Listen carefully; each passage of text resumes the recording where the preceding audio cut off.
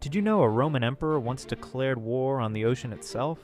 Caligula was already showing signs of madness when he decided to prove his power over the gods themselves. In 40 CE, he marched his entire army to the English Channel and declared war on Neptune, god of the sea.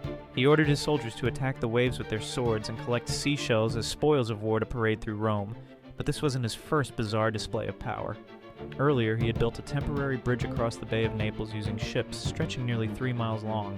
He rode across it wearing Alexander the Great's breastplate, just to prove a fortune teller wrong. Caligula declared himself a living god, had full conversations with statues, and made his horse a consul. He forced senators to worship him like a deity. His madness escalated until his own Praetorian guards couldn't take it anymore.